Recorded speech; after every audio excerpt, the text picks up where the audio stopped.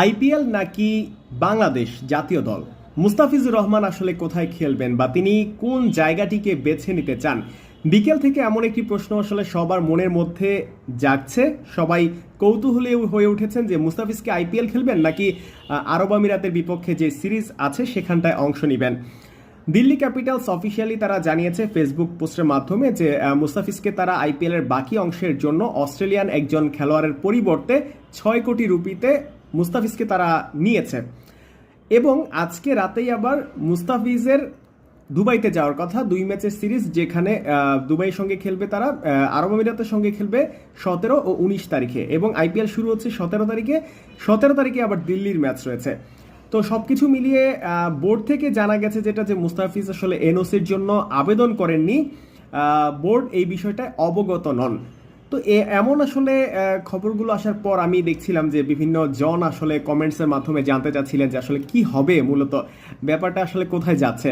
তো আমিও খুবই মানে ইন্টারেস্ট ফিল হয় আমার যে আসলে কি কি হতে পারে।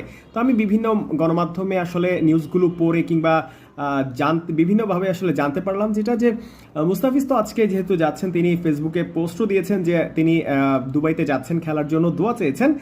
মুস্তাফিজ যদি এনওসি চায় বিসিবির কাছ থেকে তবে তিনি পেতে পারেন, এমন একটা সম্ভাবনা আছে। এনওসি তাকে দেয়া হতে পারে আইপিএল এর জন্য।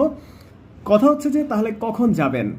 17 এবং 19 তারিখে আরব আমিরাতের সঙ্গে খেলা আছে এবং 17 তারিখে দিল্লিরও খেলা আছে। তো স্বাভাবিকভাবে তিনি যদি জাতীয় দলের হয়ে খেলেন তাহলে দিল্লির হয়ে 17 তারিখের ম্যাচে তিনি অংশ নিতে পারবেন না। কিন্তু 18 বা 17 ও 19 তারিখের পর কিন্তু সিরিজ শেষ আরব আমিরাতের সঙ্গে। এরপর চাইলে কিন্তু মুস্তাফিজ আইপিএলে যেতে পারেন, কারণ আইপিএলের যে পরবর্তী ম্যাচগুলো রয়েছে দিল্লির, সেগুলোতে তিনি অংশ নিতে পারেন। তো সব কিছু মিলিয়ে আসলে মুস্তাফিজের ইচ্ছে এবং বিসিবির অনাপত্তিপত্র দেওয়ার উপরে ডিপেন্ড করছে যে মুস্তাফিজের আইপিএল খেলা, এবং তিনি যদি চান তাহলে নিশ্চয়ই আইপিএলে তিনি অংশ নিতে পারবেন। আবারও বলছি, যদি বিসিবি তাকে অনুমতি দেয়। তো সব কিছু মিলিয়ে আজকে মুস্তাফিজ দুবাইতে যাচ্ছে ঠিকই, তবে বাংলাদেশ জাতীয় দলের হয়েও তিনি খেলতে পারবেন এবং সেই সঙ্গে আইপিএলও অংশ নিতে পারবেন।